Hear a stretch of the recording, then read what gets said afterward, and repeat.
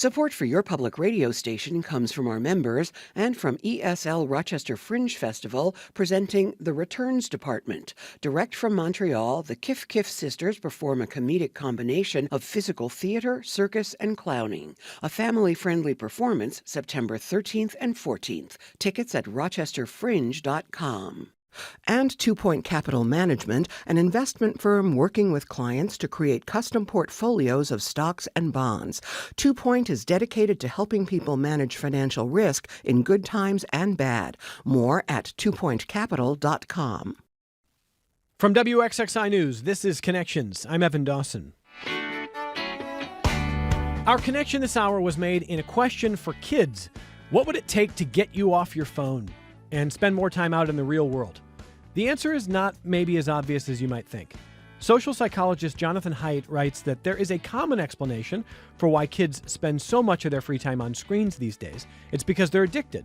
Social media addicts them. Online culture addicts them. Tech has trained them to look at their screens instead of the outdoors. And that's true to an extent. But what Haidt and his colleagues have discovered goes beyond that conventional wisdom.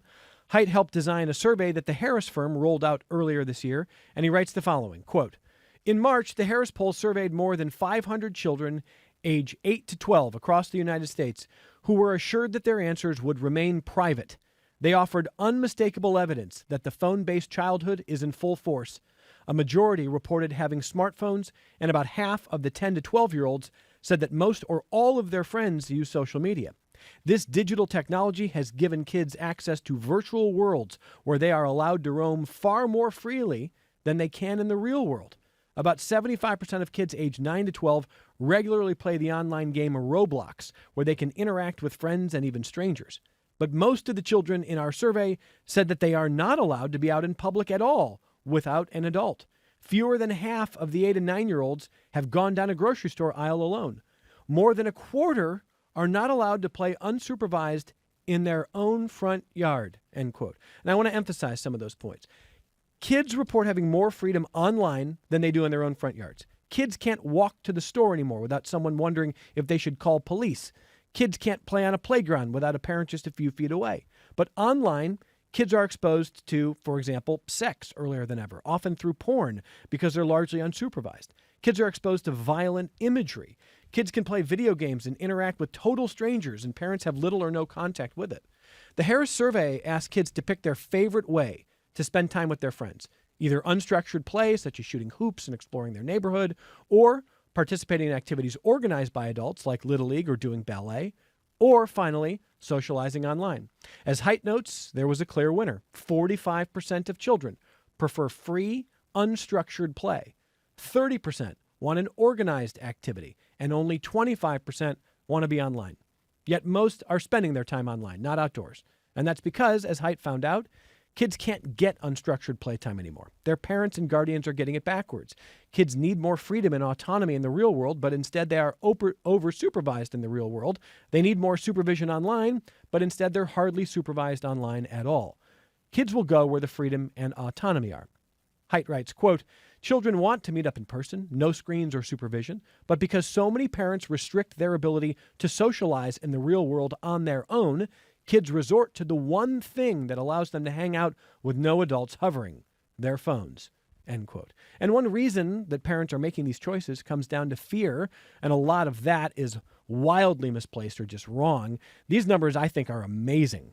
In a separate survey, Harris asked parents what they thought would happen if 2 10-year-olds played in a local park without adults around. 60% of the adults surveyed thought that the children were likely to get injured, and half thought they were likely to get abducted. Half. It's reasonable for parents to worry about their kids. We want the best for our kids. We will protect their safety at all costs. But we are losing touch badly with reality. Haidt concludes, quote, "According to Warwick Cairns, the author of How to Live Dangerously, kidnapping in the United States is so rare that a child would have to be outside unsupervised for, on average, 750,000 years before being snatched by a stranger.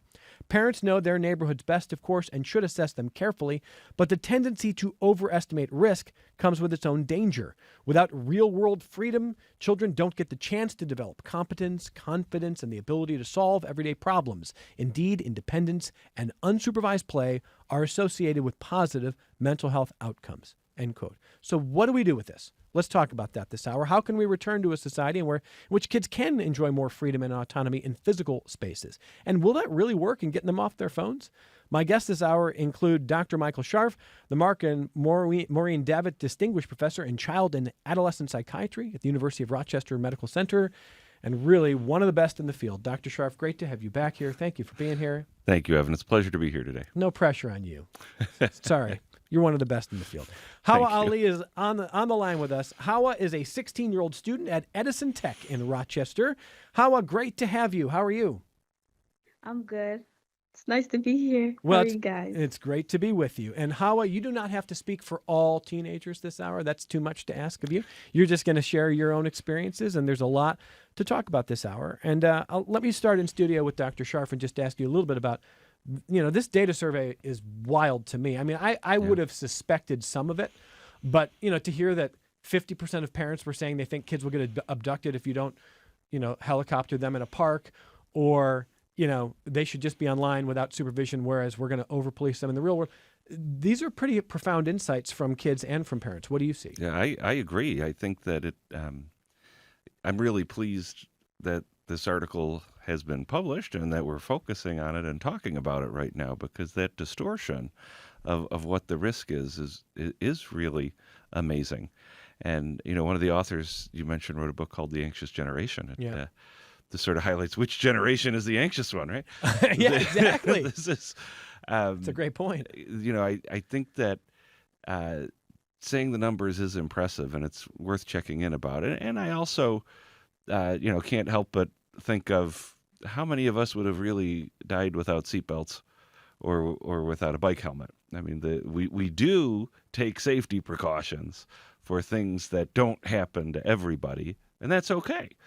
So the idea of, people being sensitive to kids getting injured, that's okay. But how to understand it in context and what type of restrictions to put in place are worth it is always important to examine. And I think what this highlights is an unintended consequence of over-supervising. Now, I'm glad you bring up the anxious generation, because a lot of the implication is, well, kids, teenagers these days, they're really anxious, they're really struggling, they're online too much. And yet when I talk to camp directors, summer camp directors, they tell me that the biggest complaints they get about not allowing cell phones during the camp weeks come from parents who are like, well, how am I supposed to be able to get in touch with my kid? How do I follow up? Like, what, am I not going to be in touch for like a week?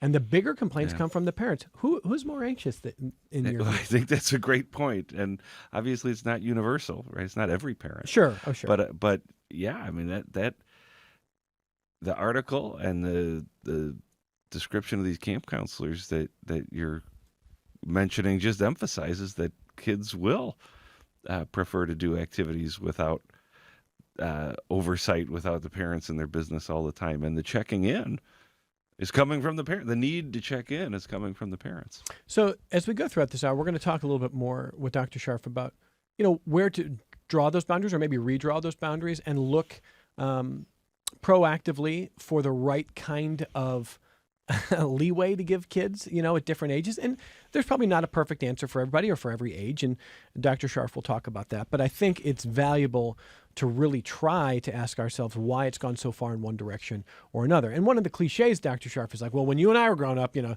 be like, we'll see you after breakfast, Mom. We'll see you at dinner time. I mean, that might be an exaggeration, but in my neighborhood it was sort of true. I mean, I remember getting on a bike and not coming back until around dinner time, or playing in the creek and going out in the woods for a while.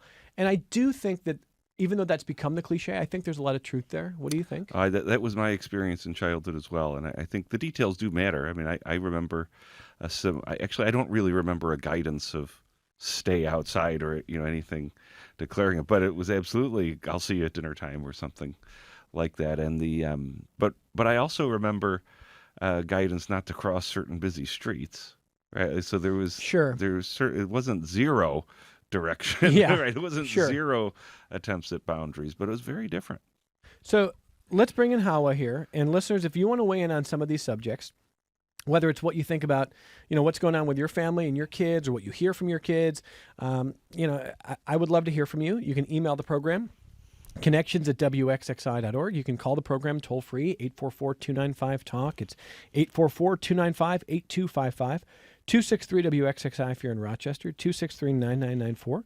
And again, if you're online with us, if you're on your screens, if you're on YouTube, hello on the WXXI page. You can join the chat there. I also don't want anyone to feel overly judged. I mean, we'll talk more about that too with Dr. Scharf. I'm probably as guilty of this stuff as anybody, and I know how hard this can be. I mean, parenting is really hard. I don't love the parenting wars. I don't love the judgment. So there's probably a lot of judgment that maybe it feels like it's coming through as I read this data, but I want this conversation to happen in with a spirit of solidarity and productivity here, not condemnation. So, Hawa Ali, 16-year-old student at Edison Tech in Rochester. I'm going to start with this question. I think the bell-to-bell ban includes your school, right? It's everybody in this state.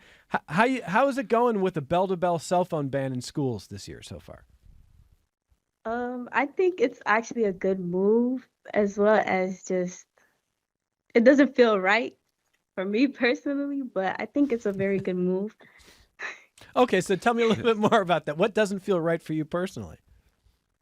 Just not having my phone on me, just not being able, I usually text my people when I'm nervous or just having a rough time, but my phone is not there for me to do that. So it's like, oh my God, who do I go to now? So it's just general stuff like that, everyday stuff. That's a really interesting insight. What do you do? Are you learning? I mean, it's early in the school year. I understand, Hawa, but as you think about the fact that you can't text people during the day if you're nervous, maybe you got a test or maybe something's going on. If you can't do that anymore, are you developing different strategies to think about how you're dealing with any anxiety or stress? Yeah, it's just talking to my close friends, telling them, oh, I don't want to do this, or I'm too scared to do this, and just expressing my feelings to them, really. What do you hear there, Dr. Scharf? Well, a couple things. So, Howard, thank you for sharing and for being here today. That I certainly appreciate it. I'm sure all the listeners do as well. And saying that it doesn't feel right, but it's a good thing at the same time. I mean, I can certainly resonate with it. And actually, I don't know how profound it feels to you, Howard, but I think that might be one of the big take-home messages, is that it's not all or nothing. There's pros and cons of everything. And while talking about a cell phone ban at school is an absolute, it's not a cell phone ban for life, right? And even as we approach issues about how to limit and how to encourage people to go outside and decrease supervision, it's not absolute all or nothing. It needs to be a thoughtful approach. So in that spirit, Hawa, I want to ask you a little bit about what the survey found. And again, you're 16 years old. The survey that was done earlier this year was for kids age 8 to 12. And so a little bit different age range. But a consistent finding was that kids in this country are saying that they would like unsupervised situations. They'd rather be in spaces with friends where they don't have parents kind of hanging around or breathing down their neck all the time. They can have a little privacy. They can have a little autonomy. They can have a little self-direction. And what kids are also saying is it's just easier to find that on their screens than it is in the real world, in physical spaces. What's your experience with that, Hawa? I personally like to be around my friends because it's like peer to peer. I'm right in front of their face. I get to express my feelings, just face to face. But I personally like to be around my friends, but it's really hard to do that nowadays, yeah. So tell me a little bit more about why it's better. If you're going to talk to your friends, why do you think it's better to be doing that face-to-face, in person, as opposed to through a screen or device of some kind? It's just the general fact that you get to see how their reactions, just to actually be there to communicate with them in real life. Online it's like on the phone, but it's gonna get hung up, It's like it doesn't feel real, but it's there. You're talking on the phone. But when I'm with you in real life is just like we're expressing truly what needs to be expressed, Mm. It's like, yeah, like I could just say, like, for example, I could be on the phone. Oh yeah, like someone could lie easily to you. I feel like you could catch a lie easier like in person than online. It's just general facts like that, seeing how a person express their emotions, their face reactions, just simple stuff like that. Oh boy, there's I so much insight there. What do you hear, really, Dr. Scharf? really, again, thank you. I think you're really saying some profound things. And just to say the same thing from another angle, not only is it easier to catch a lie, but it's easier to say or perpetrate a lie, right? It's easier to roll your eyes, to have one reaction, maybe, uh, edit your thoughts before you respond, which, may have a place in some interactions. Sure. But as if that becomes your primary or only interaction, it's limiting. In a moment, Mike in Rochester, I'll take your call in a second because we're going to get back to observed and unobserved play and supervised play. And so just hang there for 1 second. I just kind of want to press a little bit on what Hawa is saying here and what Dr. Scharf is saying. I think about how difficult it is at times to read context, Dr. Scharf, in text as an adult, right?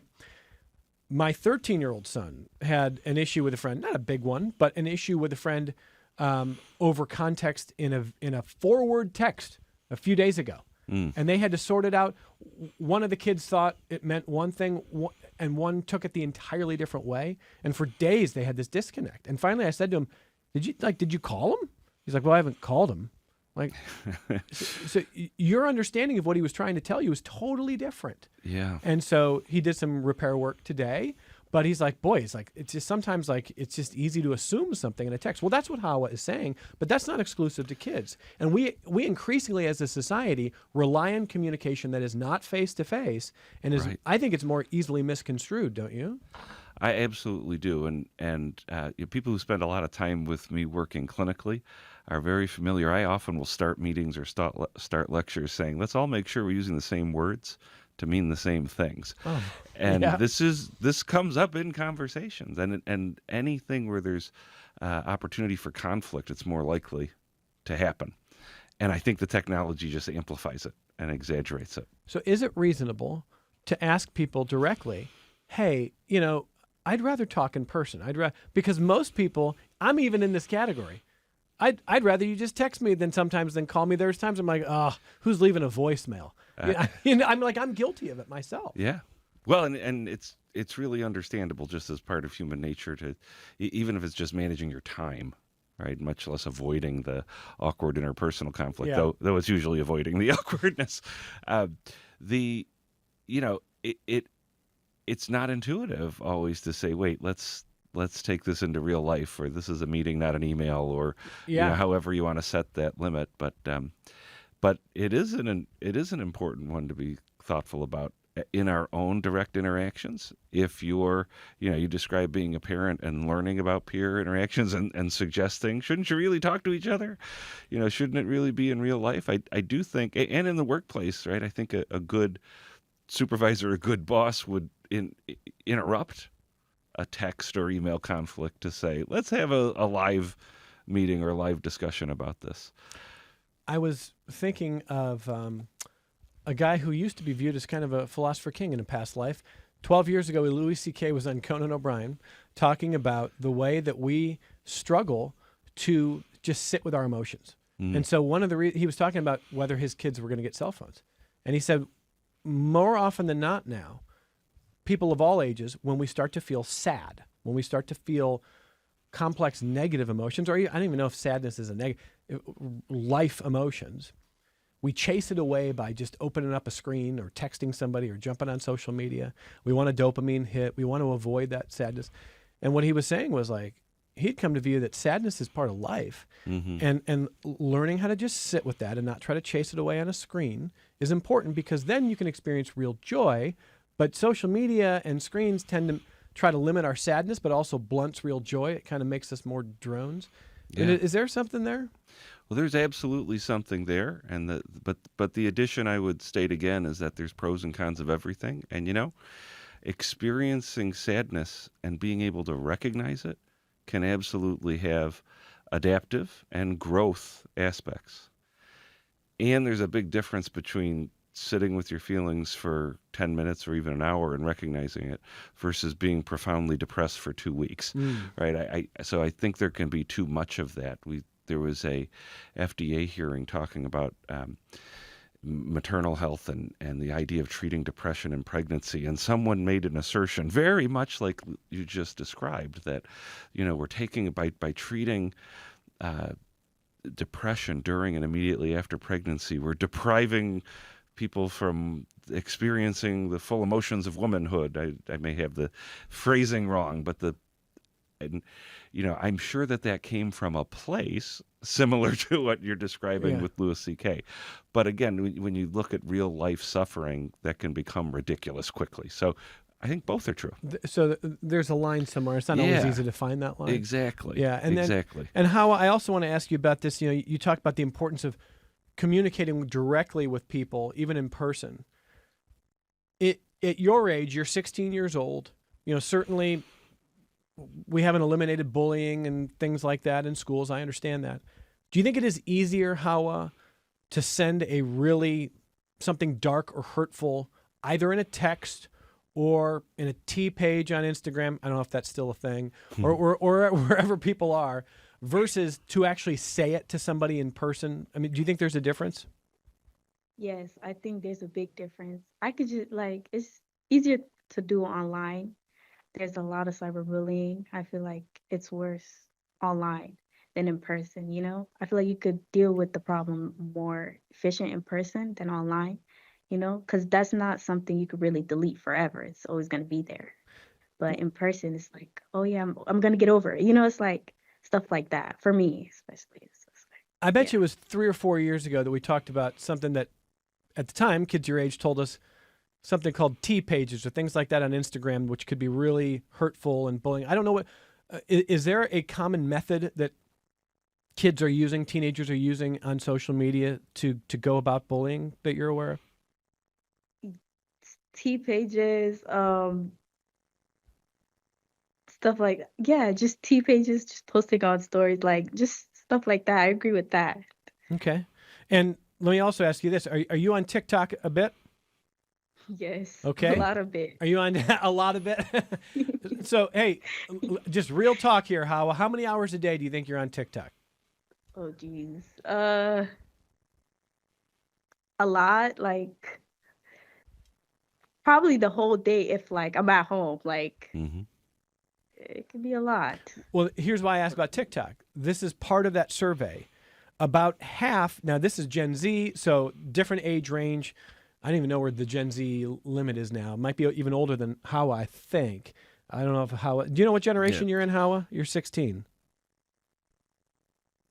I don't know if she's Gen Z or Gen Alpha. But anyway. Yeah, I'm Gen Z. Okay, so about half of Gen Z says they spend about 4 hours a day on social media, mostly TikTok. And the same number says they wish TikTok didn't exist. So a huge number of people in Gen Z say, I'm on TikTok all the time, and if it were up to me, I wish it were never invented. Do you have any feeling like that? How if you had the power to say, snap my finger, TikTok was never invented, would you do it or would you keep it? I would do it because there was a moment when TikTok got banned for a little bit and everybody was going crazy. I'm just like, it's okay. It's actually going to be better. You guys are going to get more outdoor time. It's just, I felt like it was good. I wasn't really too frustrated about it because I really didn't care for it. But it's I spent all my time there, but I really wouldn't care much if it was gone, So that's my, Wow. What do you hear there, Dr. Scharf? That's remarkable. Well, that is remarkable. And again, I want to thank you for sharing it, Howard. This is, it is remarkable. So and again, if we think about, any of us thinks about our own life, we fill all sorts of time with whatever circumstance allows us to fill it with, and so the idea of calling it all addiction doesn't quite fit, right? I don't know how. Maybe you want to speak to that. When you talk about filling that much of your time, does the word addiction make sense with that or not really? Yes. It does. It does. Okay. Yeah. Right, well, I'm curious to hear a little more about that. Yeah. So if that is the right word, like, do you feel like you can't not open TikTok, or is it just a habit? Like, how strong do you feel about it?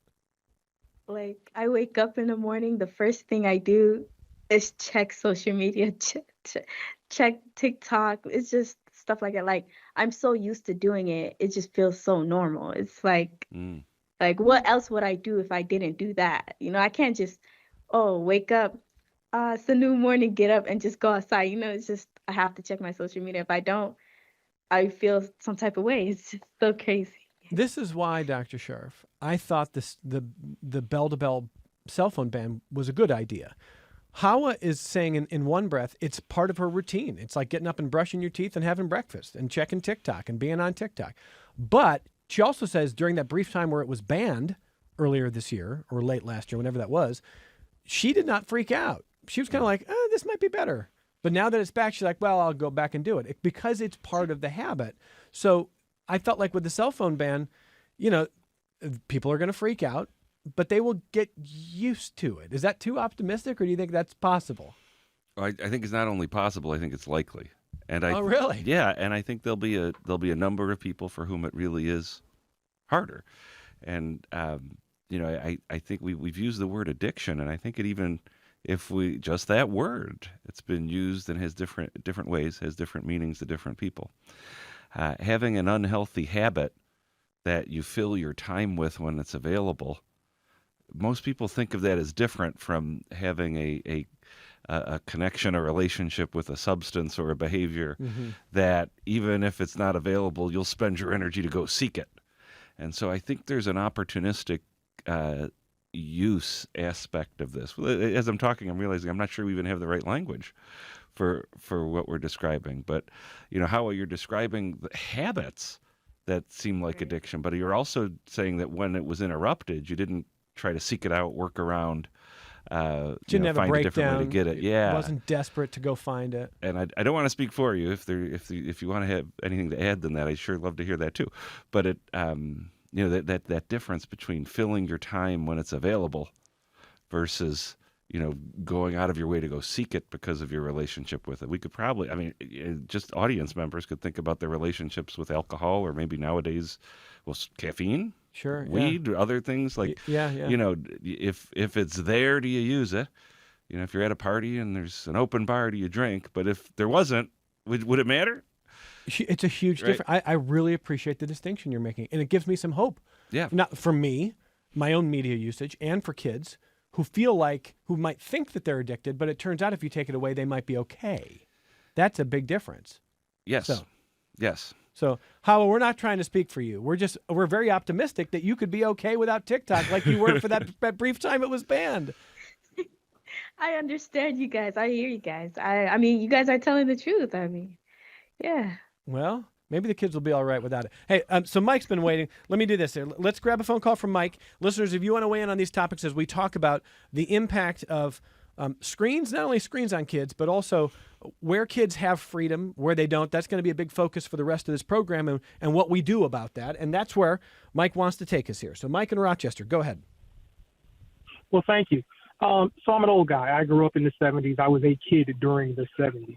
And I find it interesting because even though the argument is we had more freedom in a confined space. Your parents told you where to play, not just lifelong city resident, grew up in the city. I had boundaries. Be between here, here, and here, this period of time. If I come out the door and I yell for you, you better be coming back to the house. Okay. So you had freedom, but even though I had free time, I might have been unsupervised, but I was also never unobserved.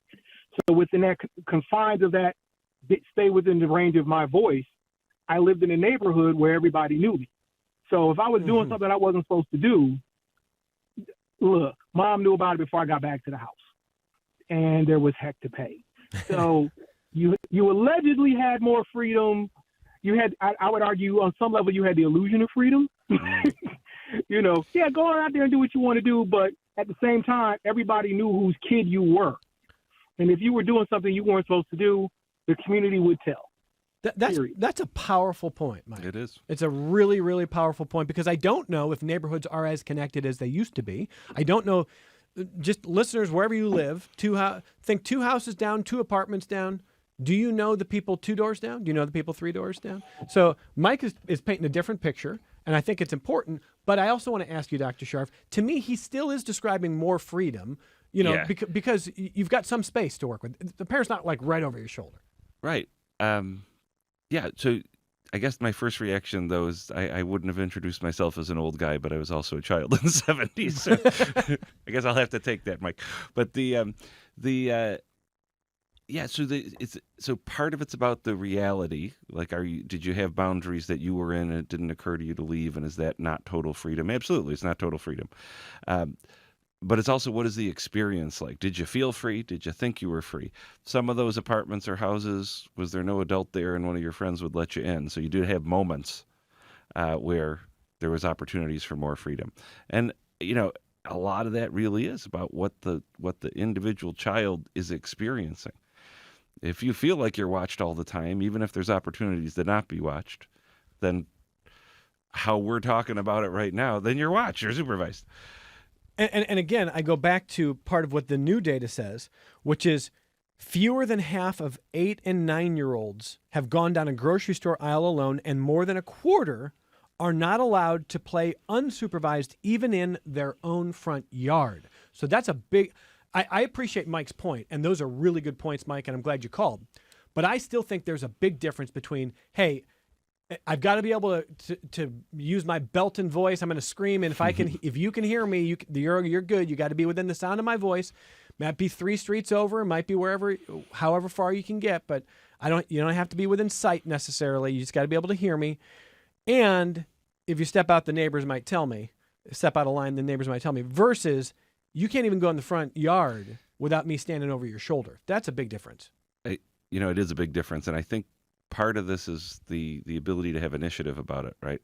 Mike didn't describe getting kicked out of his house to go outside in the neighborhood or even where he goes in the neighborhood.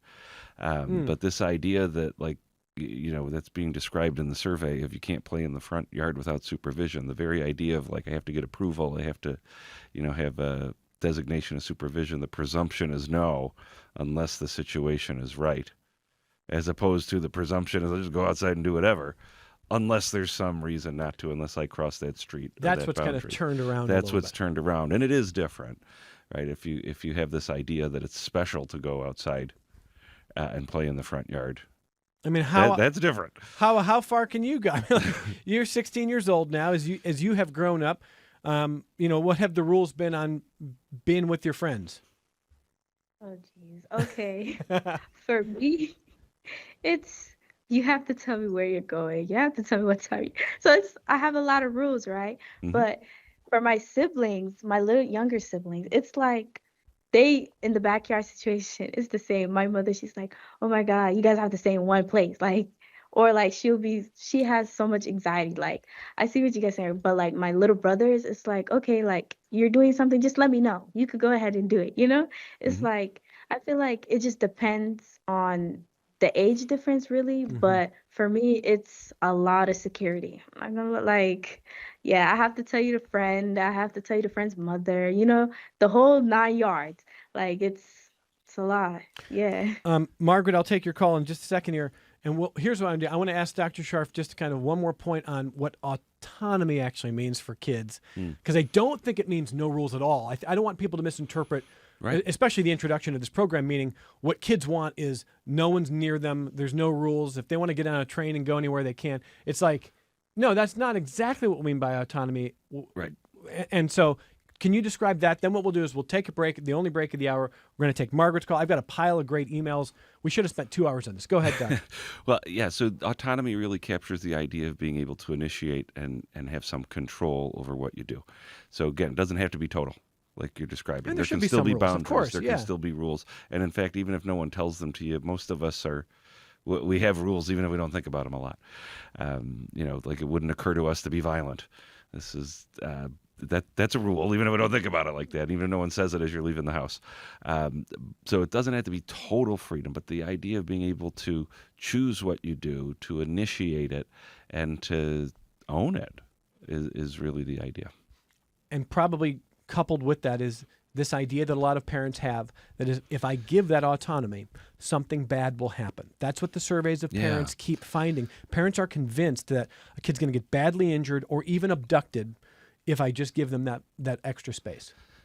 I can empathize with those feelings because I also remember, so I grew up in the 70s and I have 4 kids, and I remember, like, you get separated from a kid, and if someone finds them in the department store or the grocery store, there's a considerable amount of shaming of like, how did your kid get off on their own? And even if that only happens once, you're going to remember it forever. And I mentioned seatbelts and bike helmets. Like, I remember what it was like when my relatives made fun of the idea, my older relatives made fun of the idea of wearing seatbelts and how to get around it. And even now there's like a backtrack of bike helmets with all the bikes in the city that you can just pick up and ride. But so we have got messages about, restrict your freedom in order to have more safety. And sometimes it's a good deal. I'm confident seatbelts and bike helmets are a good deal. And sometimes it's not a good deal. And what we're talking about today with, where someone doesn't feel like they can initiate going outside, that's not a good deal. So let's take this very short only break. I'm going to come back to more of your phone calls and email feedback as we talk in our remaining minutes about what to do about all of this. I mean, as the authors of the study note, it's not easy. I mean, I'm trying to find what Haidt said about parents who are feeling like, well, change is going to be hard. Change is definitely going to be hard. He writes, quote, "We certainly don't blame parents for struggling to change. The social norms, communities, infrastructure, and institutions that once facilitated free play have eroded. Telling children to just go outside doesn't work so well when no one else's kids are outside." End quote. So let's take that break. Come right back on Connections. This is Connections. I'm Evan Dawson. On the phone next is, I think this is Margaret in Rochester. Yes, it is. Hey, Margaret, go ahead. Hey, I just wanted to say that there's kind of like you have two minds about this issue if you're somebody who's in my position who's a parent and an educator. So as an educator, I think that having systems in place to be able to help kids not be on their phone is important, A, because it's impossible to engage in education without some kind of help in terms of like how cell phones actually operate in schools. Handling it on a classroom-to-classroom basis is really, really tough. And kind of the way that your guest was talking about phone addiction, like we talk about phone addiction in this way that's kind of asystemic sometimes. Like heroin doesn't have a marketing team and they don't have a mechanism. It doesn't have a mechanism to like alert you and beckon you back to it that like dings and demands your attention. And it didn't have a team of people who used your psychology against you. It's a chemical thing. Phone addiction has all of those same chemical components, and it is a product that is designed to be impossible to stop using. And so to expect individual teenagers or individual teachers to handle that without some sort of structural adjustment, I think is a lot. And then like on the flip side of this, as a parent trying to navigate this idea of like autonomy versus interconnection with in terms of phones and kids is really tough, because I think kids want to socialize in the ways that they can. There are these changing norms. And the truth of the matter is that if you look at part of the great crime decline since the 90s, a big part of the reason that juvenile delinquency has gone down among in the United States is that kids spend less unsupervised time with their peers. There's less getting in trouble. The question is, what do we lose from that? Which is, I think, part of what your study is asking is like, what experiences are kids losing through this? They're losing delinquency, which is good, but they're also losing some of these like risk-taking experiences and experiences of gaining autonomy. And threading the needle of those things as a parent is really, really difficult, because what you get told is that you're wrong in any direction. If you oversupervise your children, you're wrong. If you undersupervise your children, you're wrong. And again, there's not a lot of sort of structural support to navigate this. Everybody's trying to sort of piece it out on their own. Does that make sense? Yeah. What do you make of the bell-to-bell ban then? It sounds to me like you think that is a structural change as opposed to like an ad hoc one at a time. Yeah, I actually am in support of the bell-to-bell ban. And one of the things that I think is actually like one of the most grim things that I see on a daily basis is that in my sort of social circles, social media circles, right? Because this is the other irony of all of this, is that a bunch of adults that are addicted to their phones are yelling about kids being Yeah, addicted to their exactly. phones. Right. But so like I'm, as guilty of all of this as anyone. Is that a lot of the arguments that I see about the bell-to-bell ban aren't about the impact that it has on education, because it's almost undeniable that it's going to be good for that. It's like if there's a school shooting, my kid can't call me, which is the saddest thing in the world, right? And I think begs a completely different kind of structural thing. And my child's mental health is so fragile that I don't like the idea of them not being able to reach me, which again I think is a very sad state of affairs and speaks to some larger structural gaps that we have that are separate from this education question. But if I am in support of the bell-to-bell ban, because if our biggest criticism of this is I want my kid to be able to say goodbye if there's a school shooting, or my child is in such terrible mental health that they have to reach me constantly, I think we have much bigger problems and much different problems that demand our attention. Such really powerful points. Thank you, Margaret, for that. I'm going to ask Dr. Scharf to talk about that last point in particular because I think it's so important. But before that, let me just say about the question on school shootings. I can empathize with anybody who feels like I agree with the bell-to-bell ban except for what if. And that's an awful thing to feel, and it's an awful thing to fear for a parent, for a kid, and I get it. I don't want to harp on math too much. I don't want to be the guy who's like, mathematically, it's still extremely unlikely that your kid is going to be in a school where there's a shooting. That is true, and it's important for us to understand that. But the number is also not zero when it should be zero. We shouldn't be accepting of anything other than zero. So I understand the anxiety. And we're not going to, we're not good at math when we're feeling a lot of emotions about our kids. On the second part of that, Dr. Scharf, when she says, parents feel like my child needs to be in touch just for mental health reasons, even all throughout the day, that's a powerful thing to be concerned about too. How do you start to address that?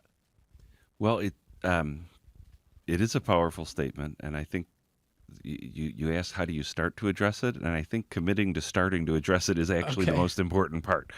I guess I also want to restate the idea that most, just like we're talking about math, most kids will not have a school shooting, right? And even though it's unacceptable that there's any, we shouldn't be complacent with anything less than zero. Most kids will not have a severe, negative mental health or panic reaction to not having the phone during the day. But it's also not zero. Okay. And so if you happen to be one of the parents or your kid happens to be one of the ones where it's more challenging, that is more complicated, and you may need to make an individualized plan. But one of the guiding principles should be if it's entirely comfortable, then anxiety's never going to get better, and you're not really going to change behavior. Now the trick is, and this is why I said the most important part is getting started, is introducing an adaptive or a functional or maybe tolerable amount of distress, not overwhelming. And if it's overwhelming, then that's like some challenge, some distress is okay for kids. In fact, just necessary. From a development perspective, none of us would have learned to walk if it wasn't for distress, right? None of us would have learned to feed ourselves. But again, that can be taken to a silly extreme too, of course. But the idea of tolerating and introducing some distress, some anxiety for both the parents and for the kids is how you start. Mark writes in, thank you, Margaret. Mark writes in to ask, do phones contribute to ADHD in kids? Well, that is a fantastic question that there's not a simple yes or no answer to right now. There's no question that we've seen correlations, right, of things getting worse as the quantity of time people spend with the devices get worse. We see more diagnoses of ADHD, but it's not a simple relationship. There's other things that contribute, even the structure of what we expect for behaviors in the classroom and what we call pathology versus normative and maybe not a good fit for our expectations is part of that as well. So there's not a simple answer.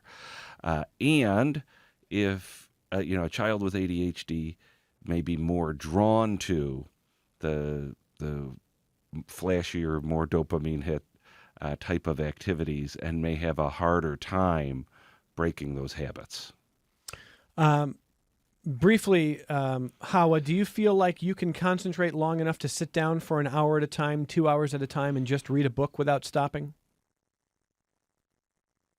No, Mm. I like to stop a lot. Yeah.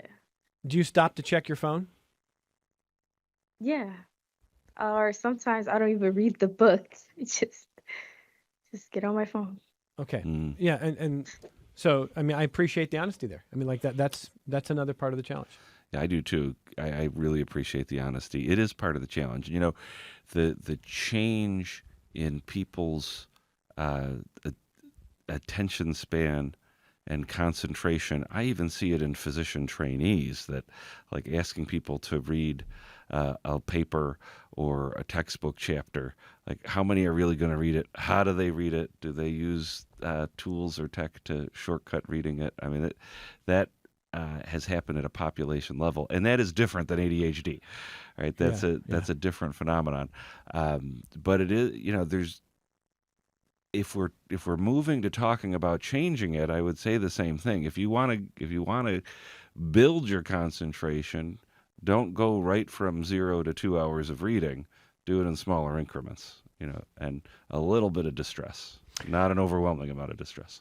Ellen writes to the show that says, I'm a mom of 3 kids living in Rochester, 2 young teenage boys and a toddler girl. I have seen screen time change over the years, and this is our generation of parents' biggest challenge. It is daunting. I've seen it change immensely even in the 10 years between our older kids and our young daughter. We have tried anything and everything over the years, and it is constantly changing as a set of to-dos. I'm excited to hear the results of this study, as it confirms what we have been thinking as parents. We have allowed our kids to walk or bike in the neighborhood, to school, to the nearby park, or to the corner store for years. They know how to be safe when crossing roads and interacting with strangers. We also try to be open to our kids' friends coming over to our house as much as possible. While it doesn't solve all of our screen time issues, it helps to give as much opportunities as possible for our kids to get outside and interact face to face. That's from Ellen. I appreciate that, Ellen. But maybe on the flip side of that is Greg. Greg called from San Diego, and Greg, just because I'm getting tight on time, I'm going to summarize Greg's point. He says he noticed kids on the school bus. After school's out, he sees kids on the bus, and he says more often than not, they have their phones out, and they're interacting with people through their phones instead of talking to the kids on the bus. And so part of Greg's point is, even if we put kids more out into the real physical spaces, if they've got their phones with them, they may still bring those habits of interaction and not interact with people face to face. Hawa, as a 16-year-old, are you ever with a group of people in real life and most of them are just on their phones anyway, not talking to each other?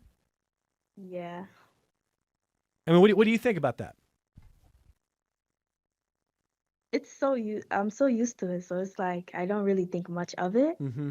But me and being with my friends, we talk a lot. So we talk to each other more than on phones all the time, unless it's like there's nothing to talk about. Yeah.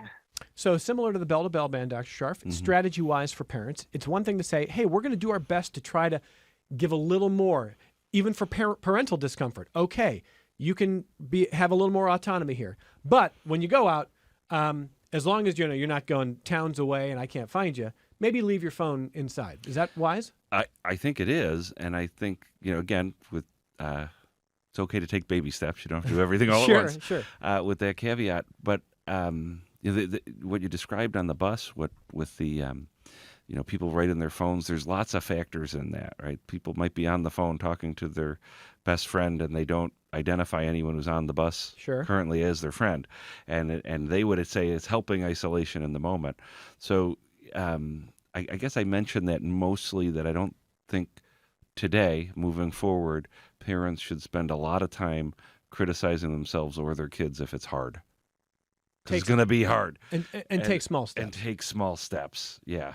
And but if you have the opportunity to only talk to your friends through the device, and you're dropped in a group of same-age strangers, it's going to be more comfortable to talk to your friends through the device. Yeah. Fair. So there does have to be, leave the phone at home, a little pressure to make that interaction happen. And for the family that won't let a kid play even in the front yard unsupervised, it's a lot to expect them to say, hey, I'll see you at dinner time, just go outside. Take those small steps at a time, you think? Absolutely. So, I mean, if your household is literally at the point of don't play outside in the front yard, encourage them to go outside in the front yard and you stay in the house. Start there. Right? And if you need to look out every once in a while to reduce your own anxiety, try to do it in a way where the kid doesn't see it. And Good point. And with the goal of not doing that forever, Yeah. getting to the point where you don't need to do that. But it really does. A lot of the things that have been said come back to the point I summed up as whether or not something's a good deal. And I do think this article and I think this show has really been about kind of raising our awareness. And I would be happy if parents felt like they were, well, the autonomy for parents too, that parents felt like they were making choices about it rather than constantly reacting, catching up, and or having these things done to them. What a great point. And Hawa, I want to thank you as well. By the way, do you want more freedom in your life somewhere? Do you feel like you have enough freedom in your life, Hawa? Not yet, but I personally think I'm at an okay level right now, you know. Well, you're 16 years old, and I want to say that you've been very impressive. You've been very honest, and I think your insight, this program would have been a lot less without your voice. Thank you, Hawa Ali, for taking the time for us. Good luck this year at Edison Tech in Rochester. Have a great school year. We'll talk to you again. Thank you. Outstanding talking to Hawa. And Dr. Michael Scharf, professor in child and adolescent psychiatry at the University of Rochester Medical Center. It's always great to have your insight. Thank you. Thank you very It's been much. a pleasure. And thank you for the reminders, by the way, not to be too hard on ourselves. It's hard, isn't it? It is hard. Parenting is hard. It is hard. Parenting is hard. We all acknowledge that. And if we're going to learn from this, it's got to get a little harder. Okay. More connections coming up in a minute.